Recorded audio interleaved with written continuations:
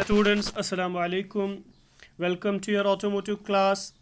आज हम automotive class के अंदर हम जो अभी स्टडी कर रहे थे that was communication skills.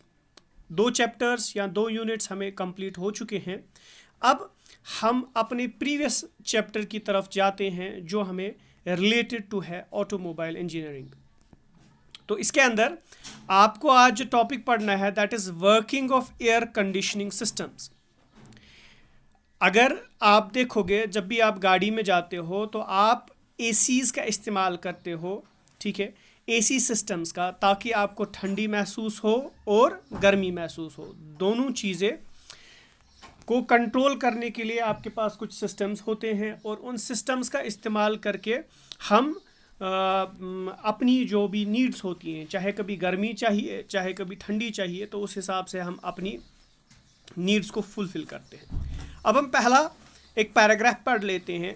In a car's air conditioning system the refrigerant vapour from the evaporator is compressor to high pressure by the compressor. Compressor क्या होता है? एक्चुअली कंप्रेसर का मतलब होता है किसी चीज़ को कंप्रेस करना, किसी चीज़ को, जैसे हमारे पास रेफ्रिजरेटर होता है, फ्रिज होता है घर पे, तो हम क्या करते हैं, आपने देखा होगा उसके पीछे जो एक टैंकी जैसी लगी होती है, वो छोटी टैंकी नीचे, तो वो उसको कंप्रेसर बोलते हैं। कंप्रेसर का काम क्या होता है? एयर को या किसी भी लिक्विड को कंप्रेस करना, ठीक है। यहाँ पे भी जो वेपर्स आते हैं उनको हाई प्रेशर के ज़रिए से कंप्रेस किया जाता है। अब कंप्रेस जो ही हो गया, इसमें कंप्रेशन की वजह से एक चीज़ क्रिएट होती है। जब भी आप किसी चीज़ को कंप्रेस करते हो तो वहाँ हीट जनरेट हो जाती है। क्यों? क्योंकि हमारे पास कुछ रिलेशंस है, केमिकल रिलेशंस है जो हम हायर क्लासेस में पढ़ते हैं, 11th 12th even 10th class में भी हम पढ़ते हैं। PV is equal to nRT, mean जब भी आप प्रेशर को इंक्रीज़ करोगे टेम्परेचर इंक्रीज़ होगा ही होगा। तो इसके अंदर जो ही प्रेशर इंक्रीज़ किया जाता है टेम्परेचर खुद ब खुद इंक्रीज़ हो जाता है। फिर the compressor is driven by the engine through a belt drive. लेकिन अब ये कंप्रेस कैसे करता है? इसको एनर्जी चाहिए। एनर्जी कहाँ से मिलती है? जो हमारी गाड़ी का इंजन होता है वहाँ से एनर्जी मिलती है। किसको? इस कंप्रेसर को। In a hybrid car the compressor is driven by motor and the power is used from the battery. लेकिन जो आज नई नई गाड़ी आती है, हाइब्रिड कार्स उनको बोला जाता है, उसमें ये काम कौन करते हैं? मोटर्स करते हैं, ठीक है। The compressor connected by the electromagnetic clutch which serves engage and disengage the compressor in some times used to match a compressor capacity to vary cooling requirement। Means इसके अंदर क्या होता है? इसके अंदर भी हमारे पास कंट्रोल होते हैं और उन कंट्रोल्स के ज़रिए से हम ये कर सकते हैं कि हम इसकी एडजस्टमेंट, कंप्रेशन कब चाहिए कब नहीं चाहिए, उसको हम एडजस्ट कर सकते हैं, ठीक है। द refrigerant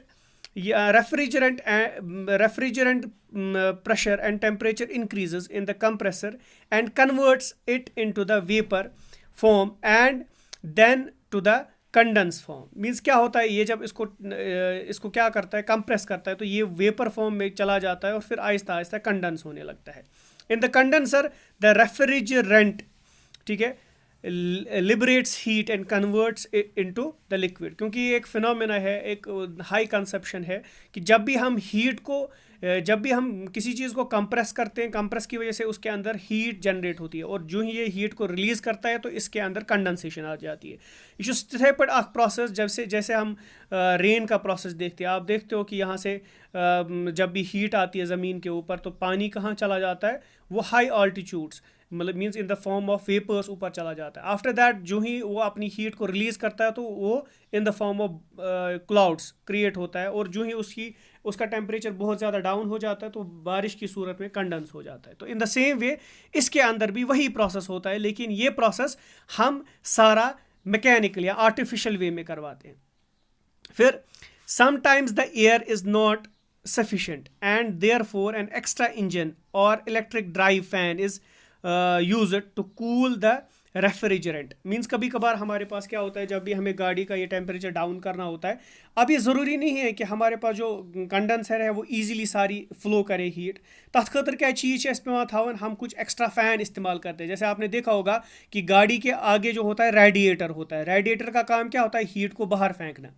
अब वही काम हम फ़ैन के ज़रिए से, जब भी हम कभी कभार फ़ैन का इस्तेमाल करते हैं तो ये जो हीट रेट है वो ज़्यादा तेज़ी से बाहर चली जाती है। इसके लिए कुछ मैकेनिकल लॉज है, ठीक है।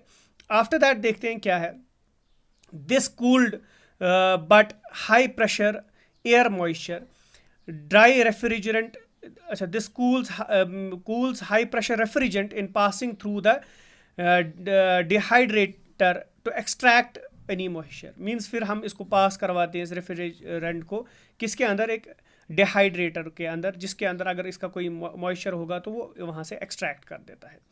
Dry refrigerant liquid is then made to pass through expansion valve mounted on at the inlet side of the evaporator.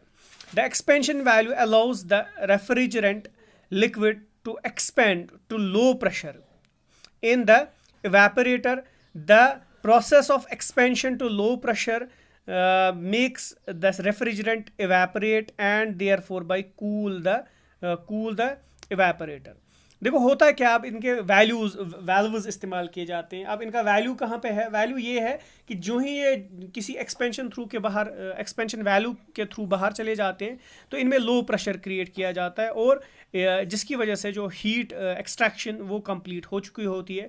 A sensing device called temperature tube signals and diaphragm in the expansion value to change the size depending upon the refrigerant temperature at the evaporator outlet, thus achieving automotive temperature control. Means अब इन्हीं valves को control किया जाता है bye यूआर। जैसे आप यहाँ नीचे एक देख रहे हो, एक हमारे पास एक स्विच है, उसको कंट्रोल करके हम क्या कर सकते हैं, वैल्व्स को कंट्रोल कर सकते हैं, उनके डायाफ्राम को कंट्रोल कर सकते हैं एज पर आवर नीड। हमें कितनी ज़्यादा क्या बोलते हैं कूलिंग चाहिए, उस हिसाब से हम इनको एडजस्ट कर लेते हैं।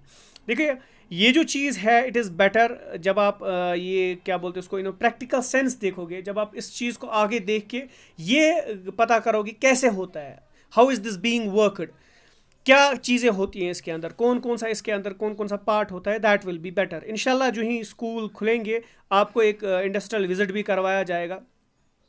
लेकिन आपसे सिर्फ एक ही गुजारिश है अभी कि आप सारे कुछ ना कुछ मॉडल्स बना के हमें अपने व्हाट्सएप ग्रुप पे फॉरवर्ड करें, वो आपके लिए एक बेटर ऑप्शन बनेगा। और इसमें मुझे भी कुछ चीज़ें समझ आएंगी कि आपको कितना समझ आ रहा है, क्या किसी जगह कोई डिफ़िकल्टी तो नहीं है सच, तो वो सारी चीज़ें आपको बता दी जाएगी।